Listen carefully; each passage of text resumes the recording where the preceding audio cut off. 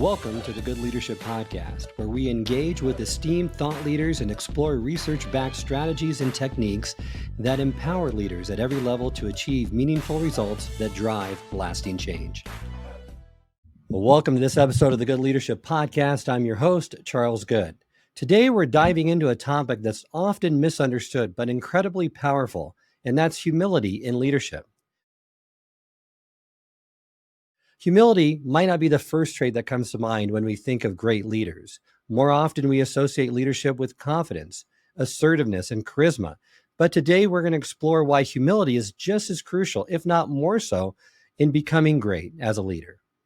So first, let's talk about what humility in leadership truly means. At its essence, humility involves acknowledging that we don't possess all the answers.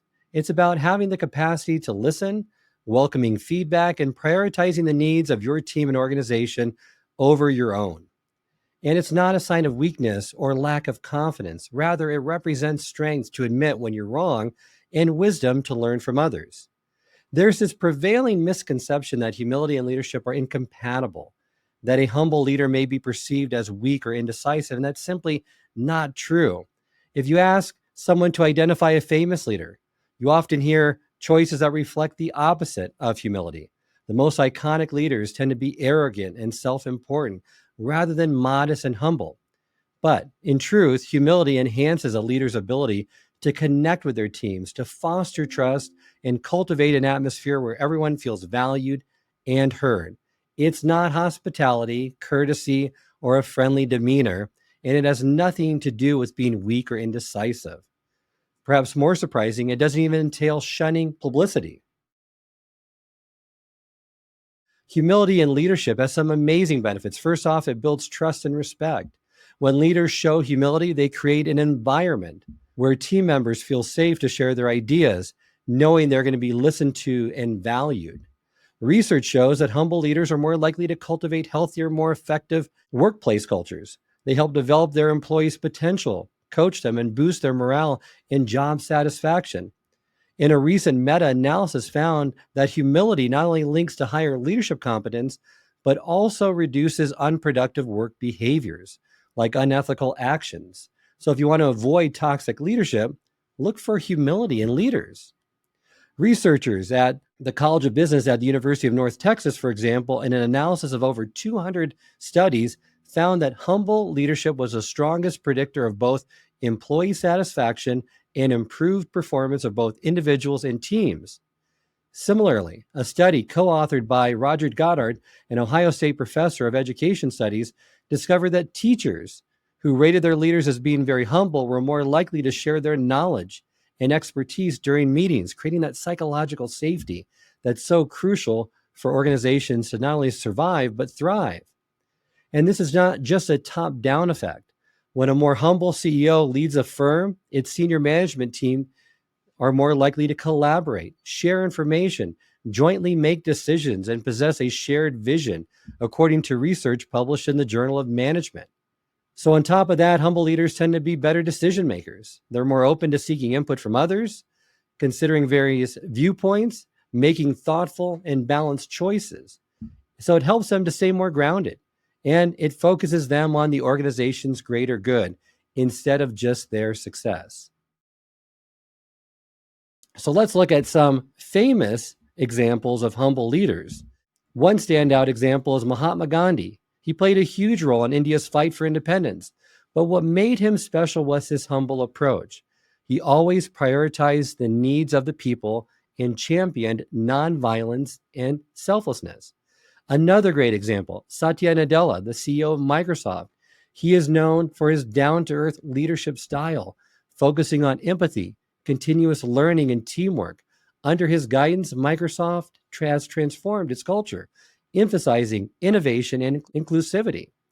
Another example, Indra Nooyi, the former CEO of PepsiCo. She led the company from 2006 to 2018 and is often praised for her humble, approachable leadership style. Despite being at the helm of a massive corporation, she had the habit of personally writing thank you notes to the parents of her senior executives, recognizing their role in her team's success. She often emphasized the importance of lifelong learning and listening to others. Her humility helped Pepsi grow and innovate while nurturing a strong culture focused on sustainability and diversity. Nui believed that staying humble, even despite all of her accomplishments, was the key to her ongoing personal and professional success. Humility in her eyes meant recognizing that no matter how much you've achieved, there's always more to learn and ways to improve. Also, look at Tony Hsieh, the former CEO of Zappos. He was known for his humble and employee centered approach to leadership. He focused on creating a company culture where happiness and humility were core values. Shea often credited his team for Zappos' success and was known for his open door policy where employees could speak with him directly at any time. Shea's leadership helped Zappos become a leader in customer service and model that for how companies can build strong, positive work cultures that prioritize employee well being, all the while remaining humble. There's a great scene in the 2009 movie Invictus where Nelson Mandela, played by Morgan Freeman, meets the captain of the South African rugby team and expresses his support for the team, despite the fact that many people of color view that team as a symbol of apartheid. Mandela shows great humility by acknowledging the team's significance to different groups and uses this opportunity to unite the country through sport. It's a great leadership movie, but that's a great example of a humble leader really putting the needs of this country above his own. I wanted to take a closer look at some of the common myths around humility and leadership and provide a more detailed explanation of why these persist and how they can be countered. First, humble leaders lack ambition. Humble leaders are often perceived as being less ambitious or driven. This misconception comes from the belief that humility involves downplaying one's goals and achievements, leading others to think that humble leaders don't have the same level of drive or determination, when in reality, humility and ambition are not mutually exclusive. In fact, humility often strengthens ambition by focusing it on meaningful, long term goals rather than short term personal gains. Humble leaders are ambitious for their teams, their organizations, and the impact they can make. How do you counter this myth? Well, emphasize that humility allows leaders to focus on the broader vision and mission, driving toward goals that benefit the organization and community as a whole. Leaders like Mother Teresa, who remained humble while ambitiously pursuing humanitarian goals, or Elon Musk, who combines humility in acknowledging his failures with ambitious plans for space exploration, are examples of how humility can coexist with high ambition. Another myth is that humility leads to indecisiveness. Some people believe that humble leaders may struggle with decision making because they are too willing to consider all perspectives, or maybe they second guess themselves. The reality is, humility does not cause indecisiveness. Rather, it promotes thoughtful, inclusive decision making. Humble leaders value input from others, actively seek diverse perspectives, and are open to changing their minds when presented with new information. This approach does not mean a lack of confidence. It means they are committed to making the best possible decision with all the available evidence. So, how would you counter this? We'll share once again some examples of leaders who have demonstrated decisive action while still remaining humble. For instance, during the Cuban Missile Crisis, John F. Kennedy exhibited humility by carefully considering various perspectives, including those that challenged his own. His willingness to listen and deliberate with those that opposed him led to a more measured and ultimately successful decision to avoid a nuclear conflict. Another common myth that persists is that humility limits authority and control. This myth is rooted in the belief that humility undermines a leader's authority over their team. It assumes that if a leader is humble, they may not be respected, as humility might be a sign of weakness or a lack of control. The reality is that humility actually enhances a leader's authority and control by fostering a culture of mutual respect and collaboration. When leaders demonstrate humility, they build stronger connections with their team, who in turn feel more motivated to contribute, perform, and innovate. Humble leaders gain authority not through fear or force, but through trust, respect, and influence. Once again, highlight some examples of leaders who have successfully balanced humility with authority to counter this. For instance, Ruth Bader Ginsburg, former Associate Justice of the U.S. Supreme Court, demonstrated humility throughout her career while maintaining a powerful presence on the court. Despite her significant influence, Ginsburg was known for her quiet, respectful demeanor and her willingness to engage in meaningful dialogue with those who held opposing views. Her humility did not diminish her authority, rather, it enhanced it. One final myth that I like to profile is that humility is a sign of insecurity. Some view humility as a sign of self-doubt, believing that the humble leader may lack self-esteem or be uncomfortable in asserting themselves in high-stakes situations. The reality is that humility is a sign of strength and self-assurance, not insecurity.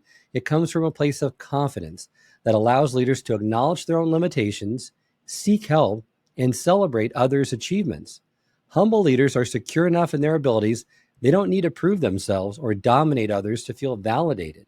You can point to various leaders like Angela Merkel, the former Chancellor of Germany, who led with quiet strength and humility.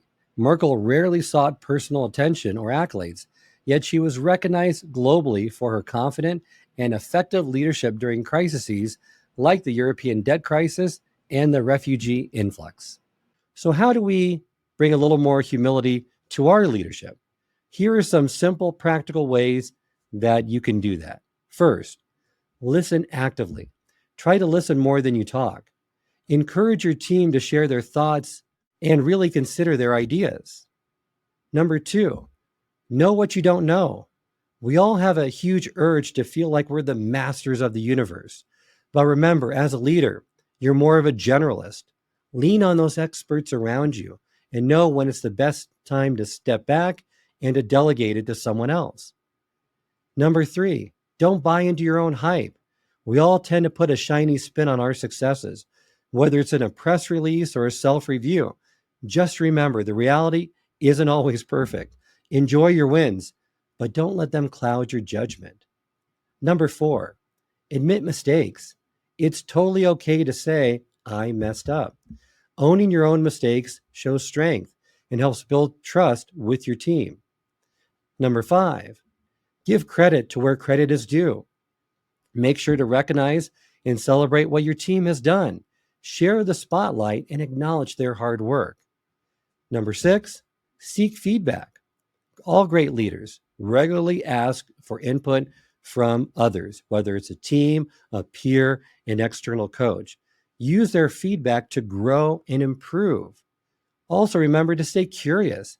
Keep that mindset of continuous learning. Be open to new ideas and be ready to learn from anyone, regardless of their role. Remember, being humble doesn't mean you lack confidence or authority.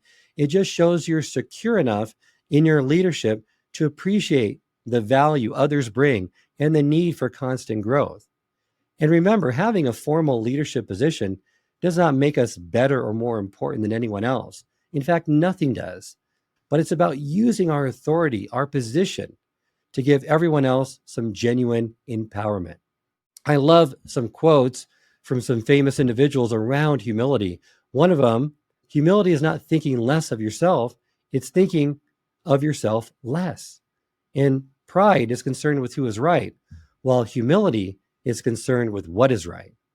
As we've discussed today, humility is a quiet strength that can make a powerful impact on your leadership. It fosters trust, decision-making, and creates a powerful organizational culture. I encourage you to reflect on your own leadership style. Where can you incorporate more humility, and how might it change the dynamics of your team and organization? Thank you, and look forward to seeing you at our next episode. I hope this episode has provided you with valuable insights. If it has, I ask you to share it with someone who would also benefit from it.